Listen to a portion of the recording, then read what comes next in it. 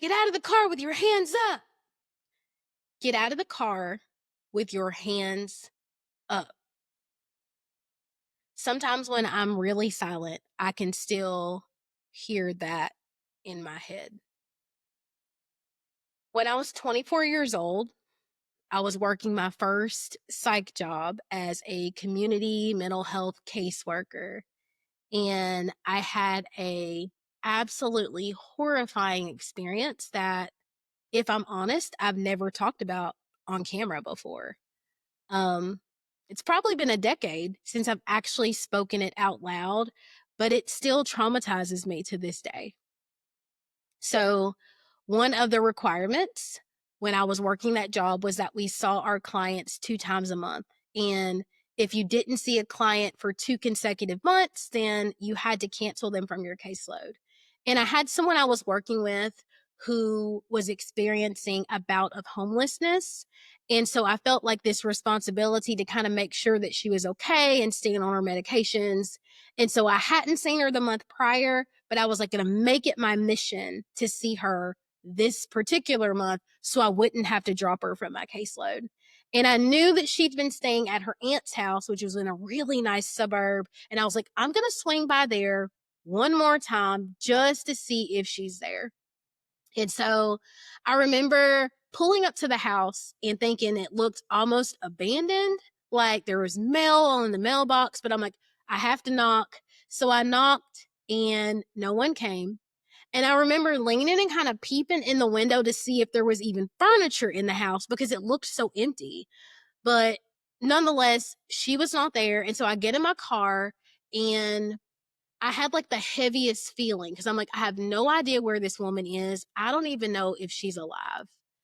And so I'm fully prepared to discharge her from my caseload. I back out of the subdivision. And as I'm pulling out, I noticed a police officer, but I thought nothing about it. Like, this is a really nice neighborhood. It's the middle of the day. Okay. So I pass the police officer. I pull out onto the main street and I see another police officer coming. And I'm thinking, wow, they're patrolling this area big. Like, I thought nothing of it. But as I started to merge onto the interstate, I see yet another police officer also closing in. And then all of a sudden, blue lights. And as merging onto the interstate, I'm thinking, let me get out of the way because clearly something has happened. But as I pull over, I realized all at once they were pulling me over. And the fear set in immediately because what on earth has happened that it requires 3 carloads of police officers? And so I pull over and I'm thinking to myself, like, hands on the 10 and the 2, registration in the gov blocks, let the officer know you do have your driver's license, ask for permission to go into your purse. Like, I immediately start repeating all of the things that my dad has told me over and over in my head. And as I go through that next set of repetition, hands on the 10 and the 2, it's interrupted by the officer on the amplifier screaming, get out of the car with your hands up. And I'm like, aren't they supposed to ask for my driver's license? I had never been pulled over before this point. So I'm sorry. It makes me really emotional. So I roll my window down. I crack it. My teeth are chattering. And I say, I'm just a case manager. I think there's been a mistake. And he screams, get out of the car. And so I crack open my door, and with all the courage that I have, I step out, and I'll never forget, y'all, because I had on hot pink Jimmy Choo high heels. And I stepped out into the mud, and like my heels sank into the mud. And I was like, I'm going to die right here on the side of the road. And I didn't do anything. I'm looking around, and all of these officers have their weapons drawn. And I say, officer, there has to have been a mistake. I'm just a case manager. And then I look over in the distance and there's an older Caucasian woman and she says, I know she has something. I just don't know what she has. And I'm like, I've never seen this woman in my life. Never. And the officer explains to me that the tenants that were in that home had been evicted, and the homeowner says that I had taken something out of her house. And I'm like, that's impossible. I'm just a case manager. All I did was knock on the door, and yes, sir, I peeked by the window to ensure like that the home was empty. I'm looking for my client. I don't even know if she's alive. And the look on his face,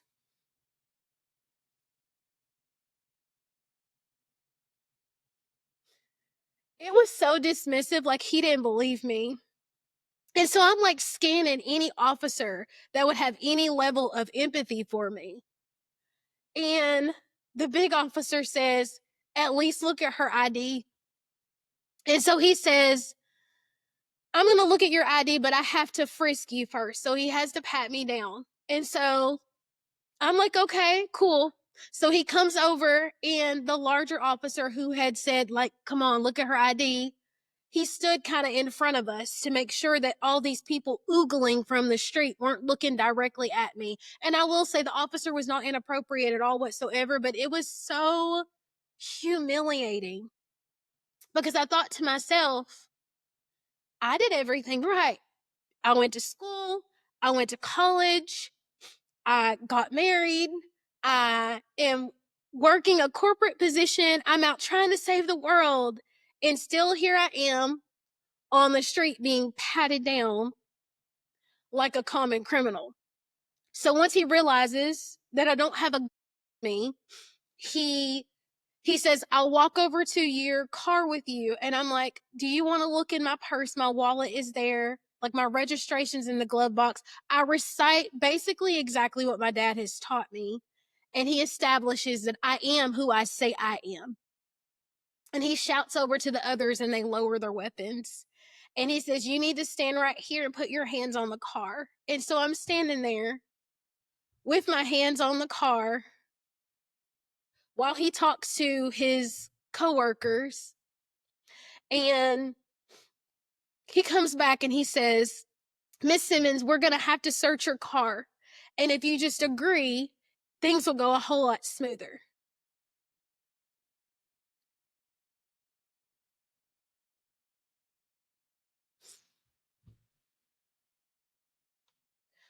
And I remember wanting to advocate for myself. I remember feeling like I haven't taken anything, I haven't done anything, but I was so scared. And in that moment, I just wanted to be done with this situation. And so I say, okay.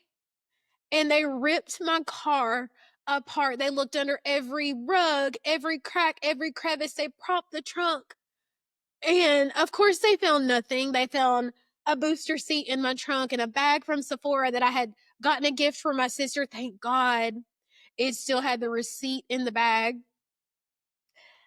And they put everything just back and they said, oh, well, I guess you're correct. We're sorry for the misunderstanding.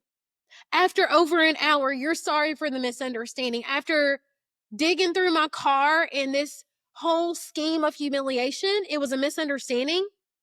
For the woman who made the false accusation, it was a mistake. But for me, y'all, it was a total hit to my self-confidence and my self-worth. It easily could have ended my career. I could have lost my life.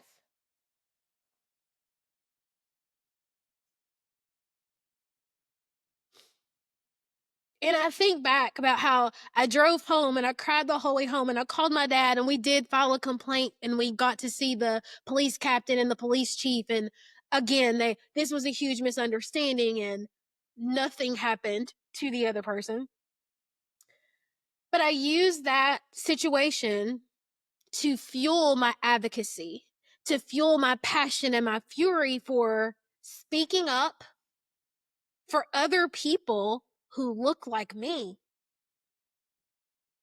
When I think about it, that was the first time that I was sticking my neck out and taking that extra step, doing that one little thing to make sure a girl who looked like me was okay. It was the first time, but it hasn't been and will never be the last time. If you're one of those girls who has felt unseen, who's felt unheard, who's felt misunderstood, misjudged, someone who's made assumptions based upon how you look, I get it. I get it. And that's why I created the collective. And that's why I'm pouring so much into Backstage over the next couple of months, over the next couple of years. Backstage is that entry point to transforming your life. If you want to shift your mindset, if you want to align your identity and start showing up as a better, more well rounded version of the person that you are, if you want to be more confident in the way that you speak, in the way that you move in your relationships, Backstage is step one. And I want this to be a space where you feel safe because I'm never going to stop fighting for you. Never. I'm going to drop the link to Backstage down here. Click it right now. Do not let this opportunity pass you by. I love you. I appreciate this space for sharing this story tonight. And as always, I cannot wait to see your transformation. Bye, y'all.